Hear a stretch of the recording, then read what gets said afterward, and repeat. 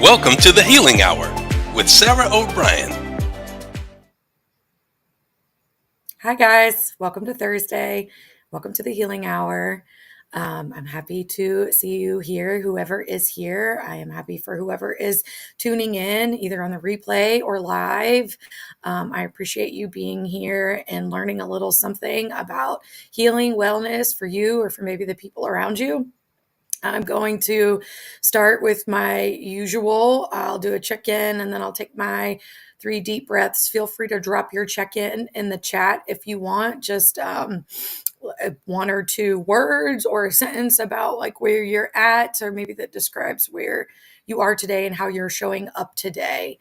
I am feeling pretty rested. I slept like maybe 9-10 hours last night. And for anybody that knows me well, sleep has been a battle for like half my life. So when I get that much sleep, it's kind of cool. I still have coffee because morning is still not the greatest time for me. But I took my dog on a nice frigid walk this morning. It's real cold here in Virginia. And water is back on in Richmond. Everybody will be happy to know. Everybody is off boil notice. We have water back. Hopefully the city is going to update and maintain the water treatment facility in Richmond so this doesn't happen again. But that is where we are. We haven't had more snow, but it's been super cold here. The winter blues are kicking in for a lot of people. So I am grateful for my community. I love living in Richmond. I am grateful for a full night of sleep last night, and I am grateful for some space to do some writing today and some other things that I enjoy doing when I take a break from client appointments. So I'm not talking too fast at y'all today, but I'm still going to take my 3 deep breaths just to get grounded and to give you guys an opportunity to take deep breaths. This is really good for your nervous system. It's really good for your brain, for your internal physiology, for getting oxygen in there. So deep breaths are always a good thing. Let's start with 3 in through your nose, out through your mouth. Here we go. 1.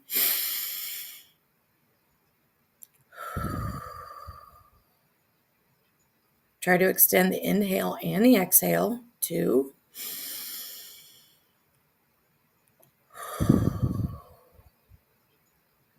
One more.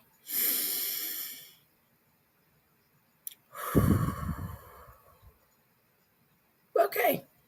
Now I'm grounded. I hope you're grounded and ready to go. Today we're going to be talking about burnout.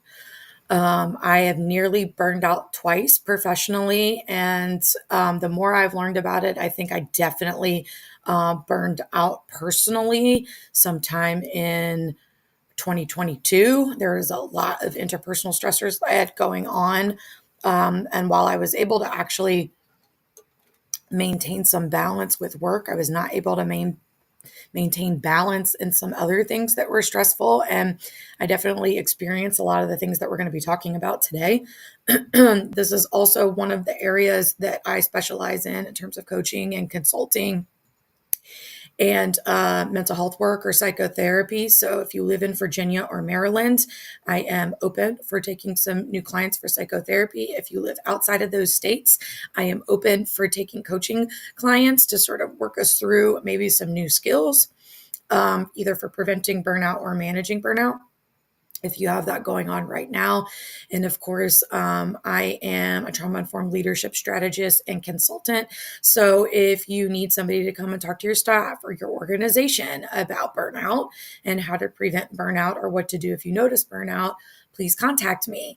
My email is right up on the screen right now, sarahefobrien@gmail.com.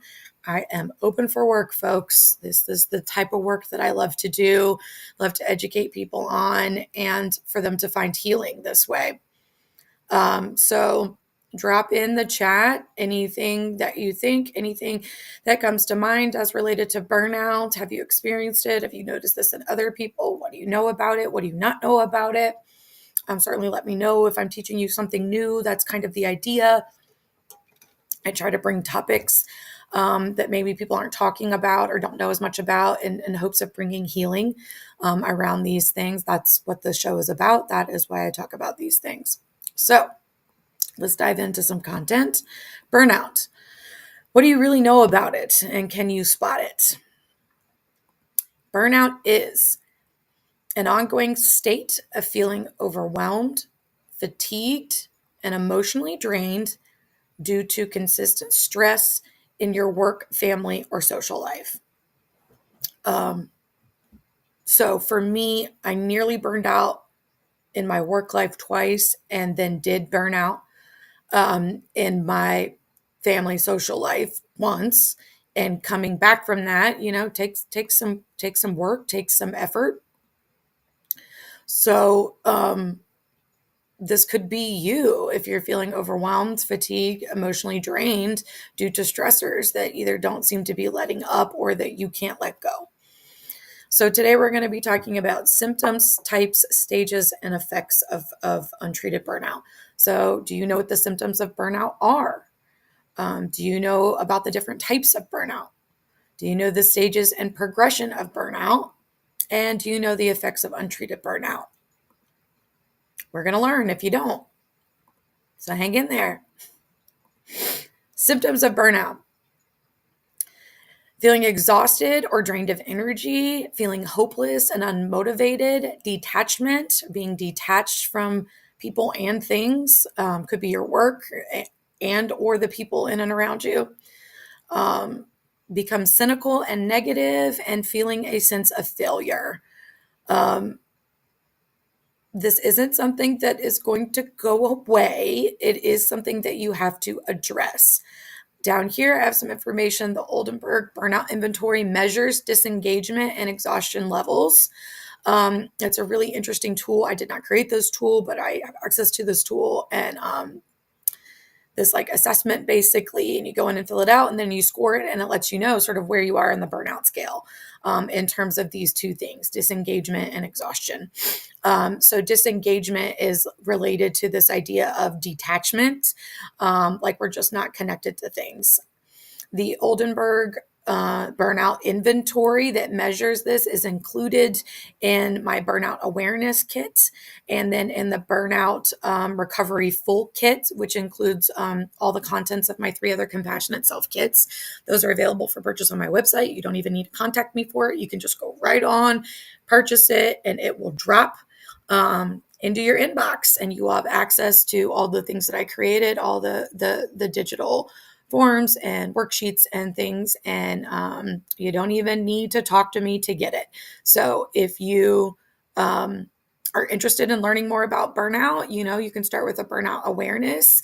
It's the lowered cost kit, and then since the Burnout Recovery Full Kit includes the contents of all 3 other kits and some new information, it's a little bit more, but you can start with the cheap one. I also have some free resources on my website, so feel free to go there and see what you can grab for free. It's www.sarah-o'brien-lcsw.com. Hi, Freesia. It's good to see you. I'm glad you're inviting Laura. I would love to see her here as well. I'm happy to see that you've shown up today. I hope that you are learning something about burnout. Okay, symptoms of burnout. So, like I said, this can be hard to spot. And so that's why this inventory is really good to do, particularly if you're in a healthcare field. You guys know I'm champion for my mental health providers and anybody in healthcare. It's a grueling field. Basically, it's a grueling workplace, kind of all around, and the demands on healthcare providers are, in my opinion, unreasonable and unrealistic, which is what contributes to our burnout. And lack of effective leadership and caring leadership also contributes to our burnout. And so the Oldenburg inventory is really good for healthcare providers or mental health care providers to find out where they are on this scale. So pick up my burnout awareness kit now. And dive into some of that content to figure out where you are. Are you close to it? Okay, I came across 4 types of burnout. Thought these were interesting. Overload burnout, under-challenged burnout, neglect burnout, and habitual burnout. So let's start with overload burnout. Sorry, blah, blah, blah, getting tongue-tied. Overload burnout happens when you work harder and harder and become frantic in your pursuit of success. You may, if you experience this, you may be willing to risk your health and personal life to feel successful. So this is if you're trying to get ahead, if you're trying to get a promotion, if you're trying to get a new job, if you're trying to prove yourself, succeed, if you're an entrepreneur and you're just on the hustle, hustle, hustle and not taking breaks, that kind of thing. This is overload burnout. Under challenged burnout happens when you feel underappreciated and bored, particularly at work. Maybe your job doesn't provide learning opportunities or have room for professional growth. This is exactly where I came from when I worked in public mental health. There was no room to do anything except to be in the grind, in the cog of seeing clients one after another, and then going to meetings about how we see clients one after another. And that's basically it. And there's no room for new learning, doing something creative. There really is not a lot of room for growth unless you want to go into middle management. So, and that's not the only growth opportunities for people. You don't have to go into middle management to have growth opportunities, but healthcare positions, particularly mental health care positions, don't offer a whole lot. So in some ways you could be under challenged and bored, and this could result in burnout. And if you feel under challenge, you may distance yourself, become cynical, and avoid responsibilities. Like you just might not do your work because it's boring. And that can be an issue. We need something to challenge our brains, not too much, but just enough. We need some room for creativity. Things just can't be the same all the time. We need some new ways in which we're using our brain and our skills. And being in an under challenged workplace can contribute to burnout in that regard. Neglect burnout happens when you feel helpless. If things aren't going right, you may believe you're incompetent or you're unable to keep up with your responsibilities. I'm trying to think if I want to say. Okay, yeah, I knew I had a little bit more to say about it. Okay, I'm on to my next slide. So also with neglect burnout, this can be closely connected to imposter syndrome, which is a psychological pattern in which you doubt your abilities, talents, and accomplishments. So you could be experiencing burnout because of negative internal messaging. So not only like neglecting what is true, right? If we're only seeing kind of the negative here, that you're incompetent and unable and feeling helpless to make any changes. And that could also be neglecting your self-care, which would help you feel differently about yourself and your abilities. So these can contribute to what is called neglect burnout. Habitual burnout. This is the most serious phase of burnout. It happens when your physical and mental fatigue is chronic, like day in and day out, and doesn't go away. You feel sad, your behavior changes. Sometimes you can cross over into depression symptoms, suicidal thoughts. If you are in this space, it is crucial to seek outside help. We are not going to be able to manage burnout to this degree on our own. And we are going to need some guidance and some support.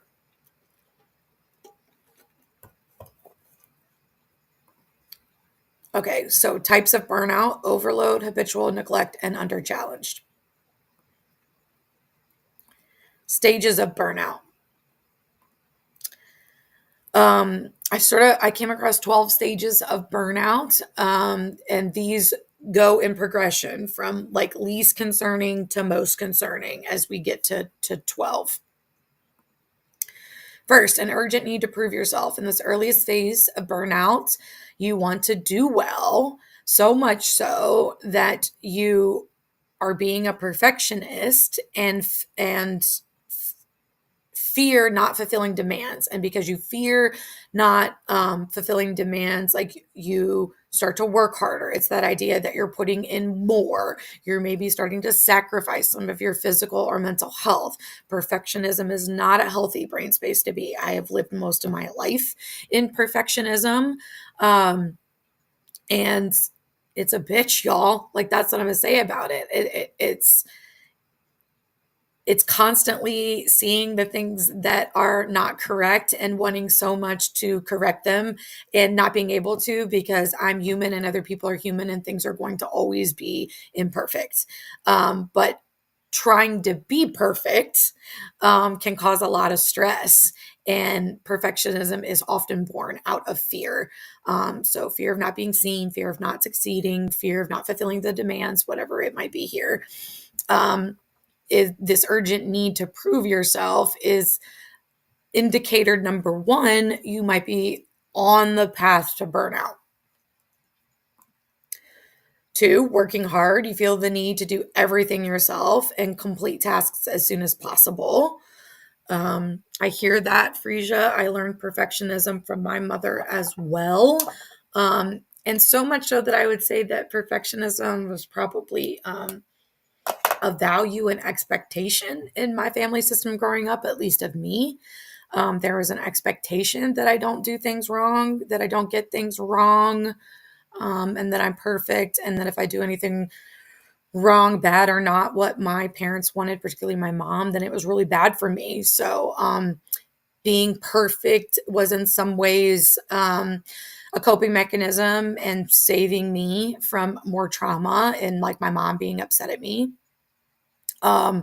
So I feel that, Felicia. Yeah, when we do often learn these from our families of origin, and then we have to pay attention to how this plays out in our adult lives now. You know, like if your perfectionism has rolled over into you trying to prove yourself and working really hard and on the brink of burnout, then it's not helpful anymore. It's no longer a good survival or coping strategy. It's actually harming you. So in a lot of ways, perfectionism served me for a long time. And a lot of the other ways, it's caused a lot of damage and stress in my life. Okay, 3, neglecting your needs. Thinking the stress of work or activities such as caregiving is normal. And so as a result, you neglect your social life and could potentially look down on others who pursue one. You begin to make small mistakes, basically because you're like overloaded. We can't keep the train on the tracks, right? Like we can't keep all the mail inside the box, so to speak. Like things are sort of spilling out everywhere.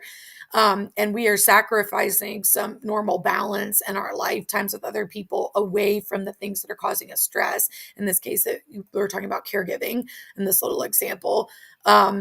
It's not good to just be caregiving all the time and never do anything for yourself and never do anything social. And you might feel guilty when you do that because you need to be taking care of somebody, but you can't take care of somebody if you never take care of yourself. And I know everybody's heard that, but it's true. Eventually you will just like hit the wall in the brink of it and just not be able to move forward anymore until you do something different. So neglecting your needs is an early stage of burnout when we start to do that. It's not good for us. And if we do that ongoing, it's going to be really bad for us. 4, you start to experience more interpersonal conflict, have conflicts with coworkers or friends or your partner. You don't sleep well. You have other physical complaints. You become forgetful. Now, this is already starting to feel like a little serious. Like if we're starting to have a lot more interpersonal conflict, forgetting things, starting to feel it more in our nervous system and our bodies. And we're only at stage 4, guys. And then we already need to be doing something about this. We already need to be doing something about this at this point. And we have a long way to go for it to get a lot worse if we don't stop and do something about this.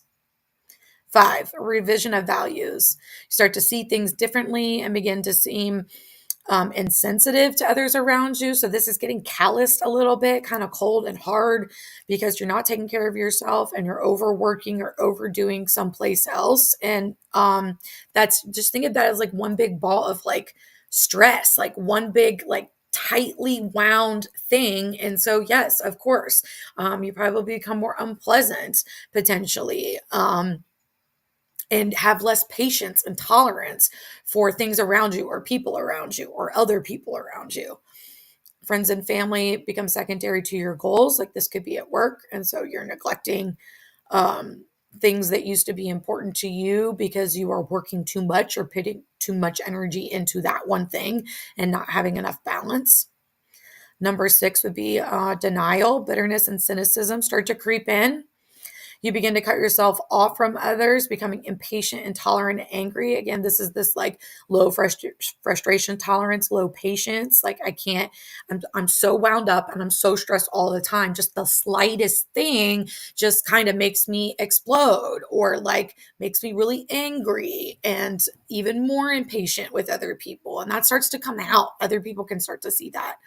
And now, even though burnout may have started with you like working hard and trying to get ahead and be successful, you now might be at the place that your performance is suffering. You're actually not doing that well at things because it's too much and there's too much stress and there's not enough break time and you're not feeling well, sleeping well, having more physical discomfort or ailments or complaints.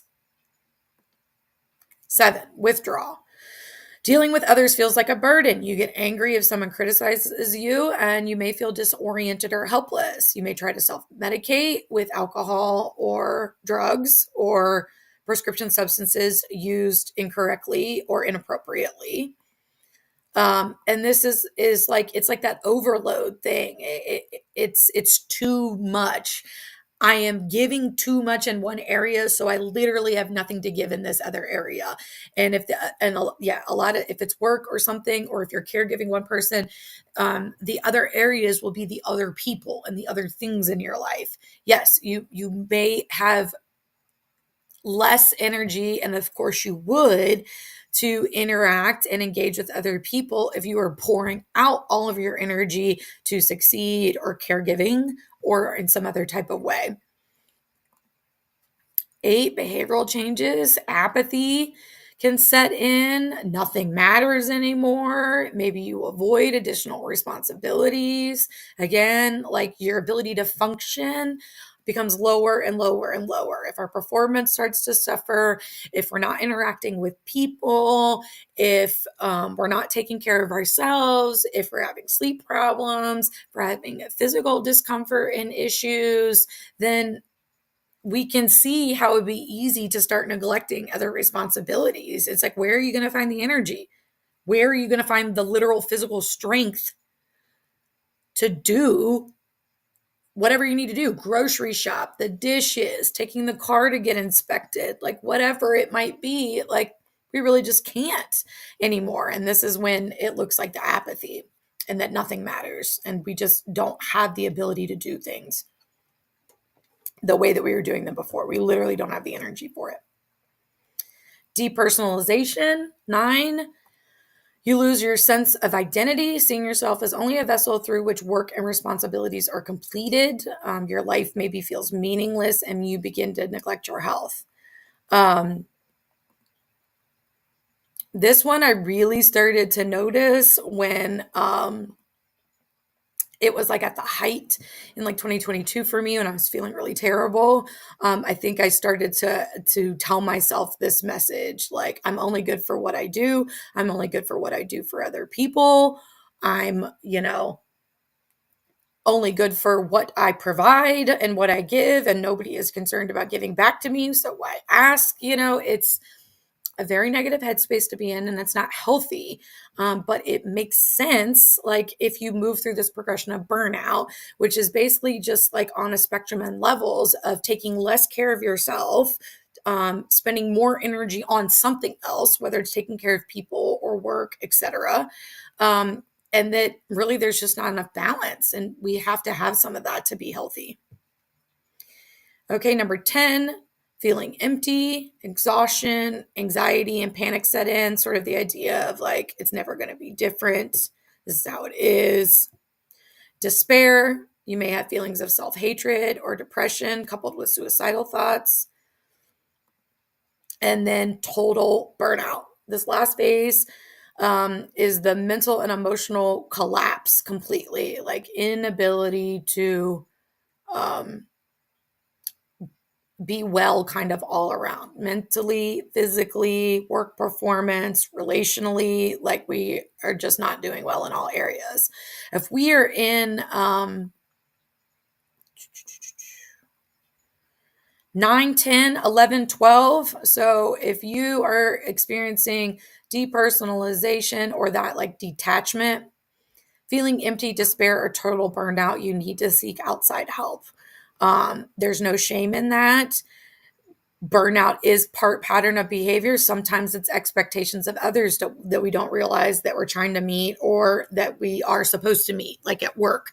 Like if there's unreasonable and unrealistic expectations just in the normal flow of your job, which I think is true for public mental health positions for clinicians, like just the job itself is unreasonable, unrealistic. And somebody doing that day in and day out for years will burn out because of the nature of the way the job is. So that could be it. And just recognizing you really need to change jobs, and that was the case for me when I left public mental health 9 years ago. It was recognizing like I'm on the brink of burnout. And I was actually on the brink of leaving the profession entirely. After 9 years in mental health care and mental health treatment, I thought there's no way I can have a career in this. I'm freaking exhausted. I'm not well. Everything is terrible. They don't care about me at this job. And like, this is all I know how to do. I went to school for 6 years to do this, and now I can't do this anymore.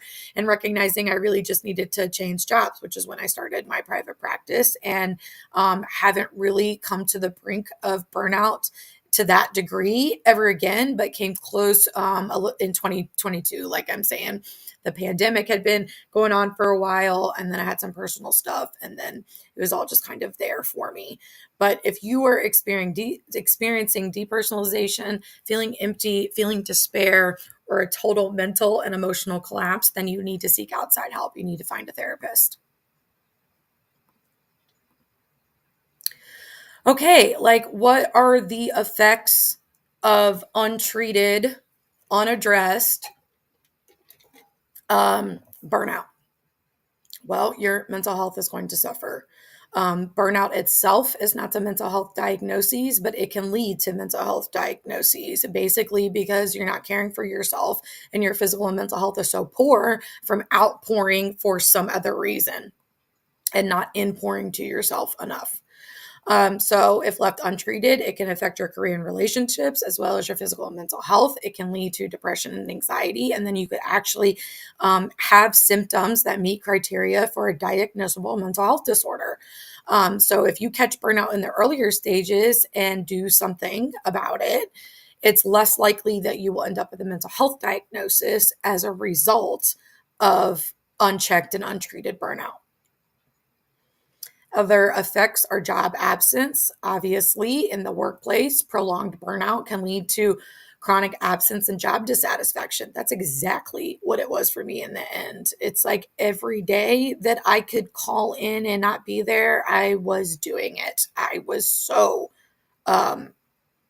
dissatisfied and burned out and had zero energy and felt like I had zero support from management, from upper management and supervisors, that I didn't want to be there anymore. And that makes perfect sense when you are just feeling at the end of your rope. Not only mental health diagnoses, but other health diagnoses or physical health diagnoses. It can lead to other illnesses and insomnia, diabetes, GI issues. Right, here are some of them. So these are the health issues: weight gain, headaches, high cholesterol, type 2 diabetes, heart disease and heart attack, stomach and GI problems, muscle and joint pain, breathing issues, and injuries, and even early death. And injuries could happen in the workplace or at home. And early death is like we are just taking years off your life with burnout, like especially if it goes untreated. So these are some serious consequences, folks. Like if we do not look at burnout, and yes, you have a personal responsibility to address burnout. The bigger issue for me, the thing I get on my soapbox about, is like this is an issue in organizations, in systems, in leadership. If we are having unreasonable and unrealistic expectations of the people that work for us, then burnout is a guarantee eventually. There needs to be a shift. There needs to be a change in the systems, in leadership, to to where we are considering people, as humans, which means we are not robots, and we have a finite amount of energy and a finite amount of ability to deal with stress. And that doesn't mean that we can't do our job well. It means we can't do our job to that level well forever.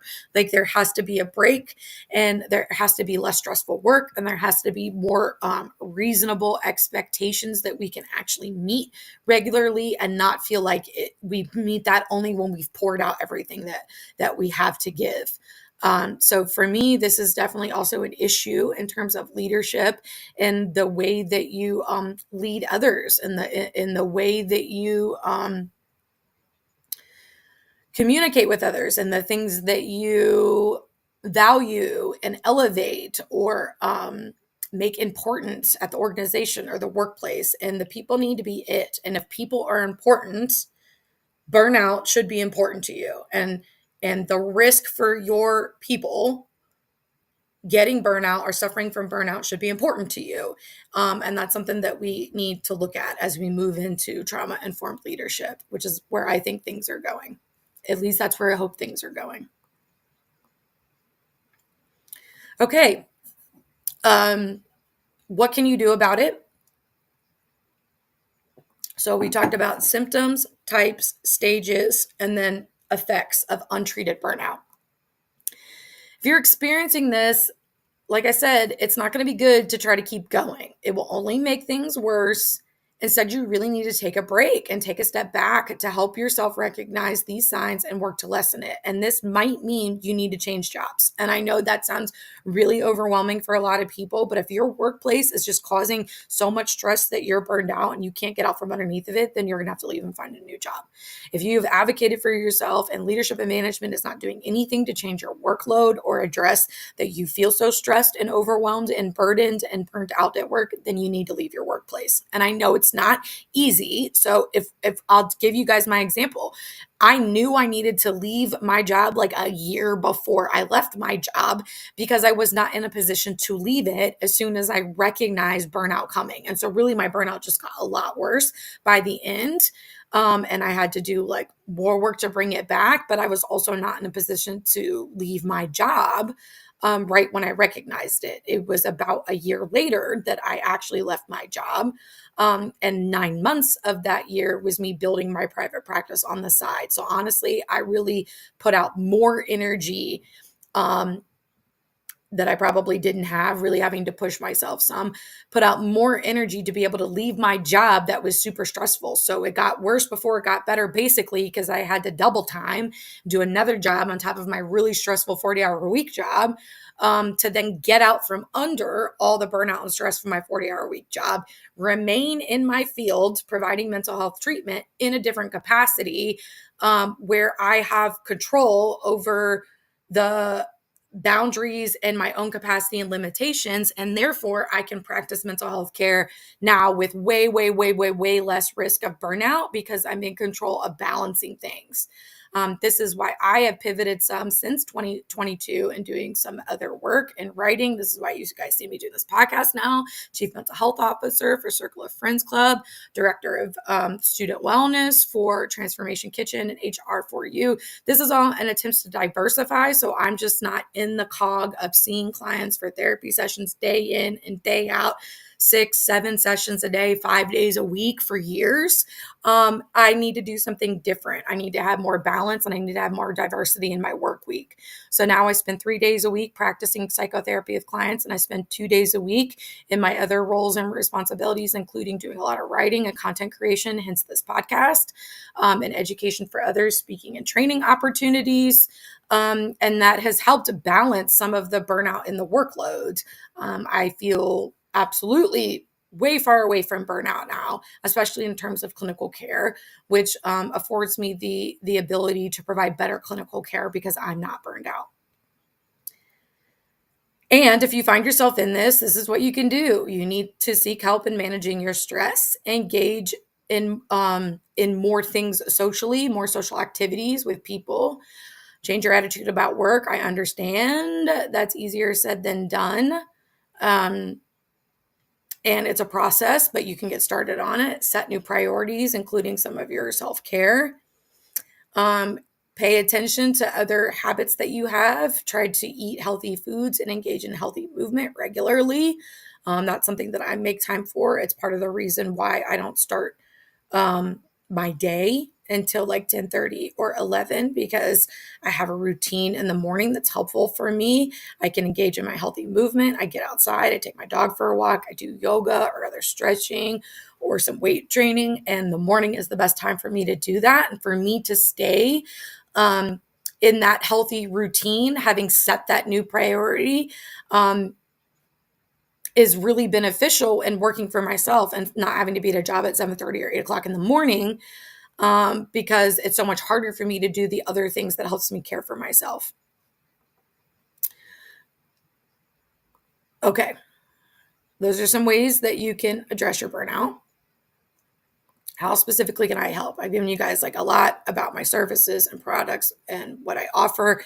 I have created these things to be helpful to other people. So yes, just like everybody else, I need to make enough money to live. And this is part of the way that I don't have to see just therapy clients day in, day out, back to back to back.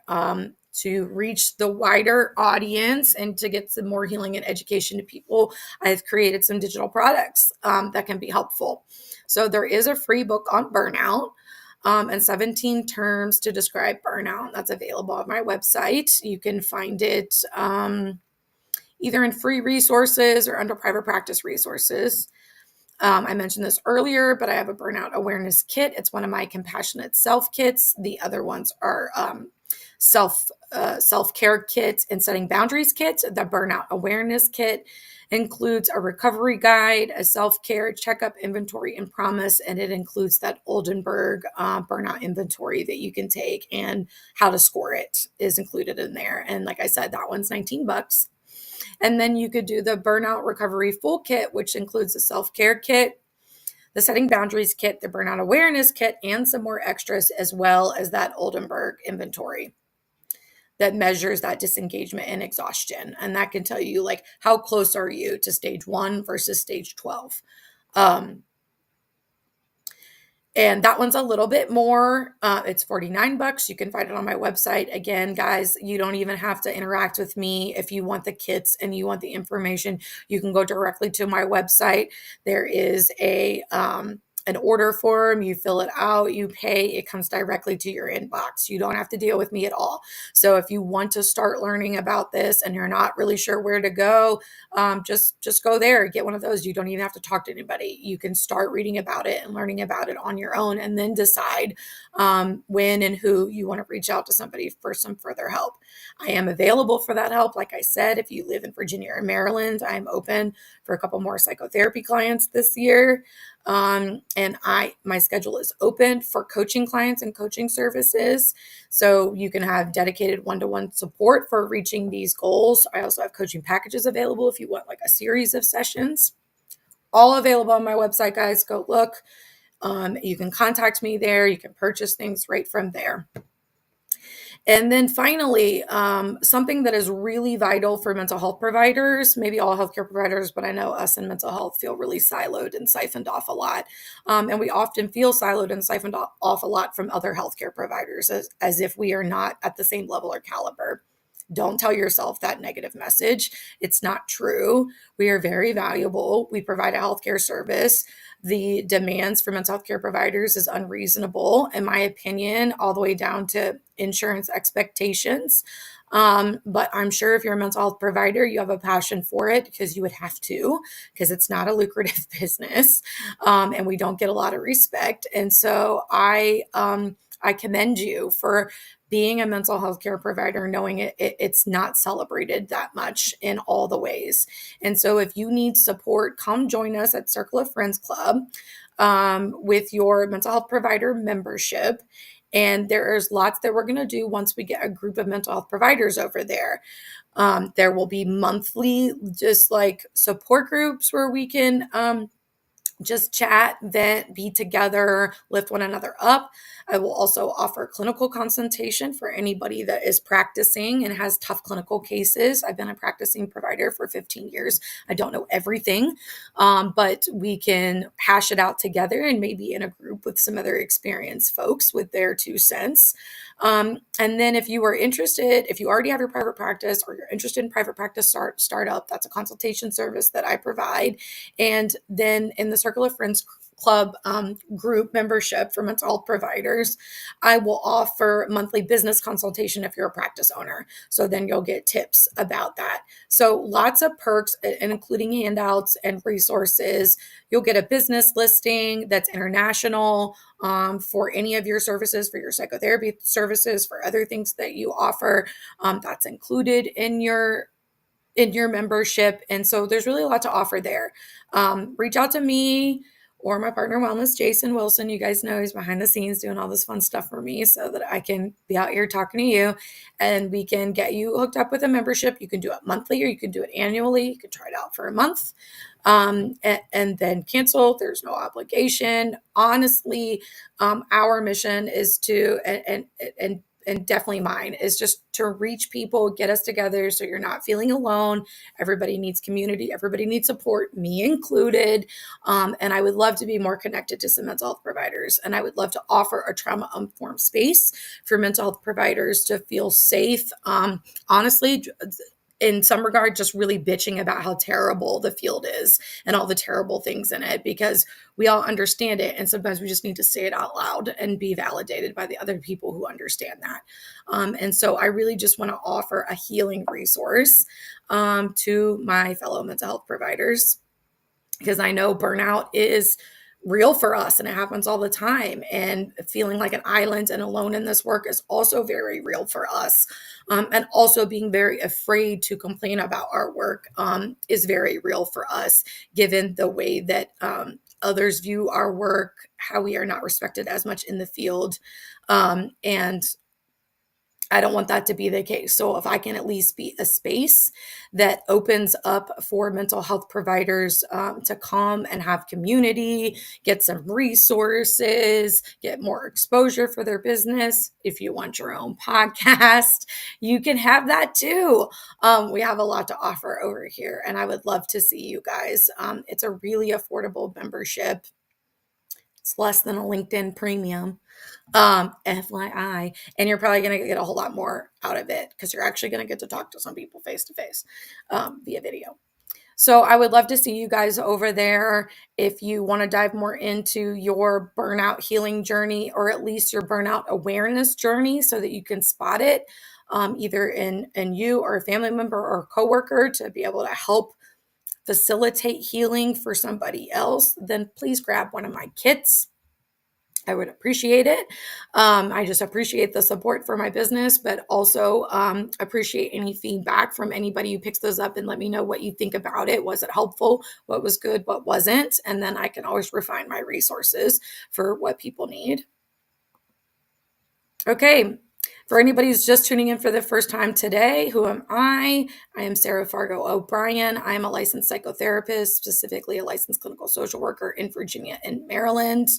I am a trauma-informed leadership strategist, a subject matter expert, and a private practice consultant. I also train and speak on these subjects. And I am open for all kinds of work. So reach out to me. You can find me on my website, www.sarahobrienlcsw.com. You can fill out my contact form. You can find my email and reach out to me directly. Thank you for watching today. This is just a last little reminder about the kits, and they're available. All the Compassionate Self Kits, self-care, setting boundaries, burnout awareness, and then the burnout recovery full kit. But don't forget to check my website for free resources, because you can start with those. I have a free burnout ebook, a free emotional intelligence ebook. Like, you can go get those and get started and then determine if you want to get some more of my products. So I'm happy to pass along those free resources. Go check my website for those.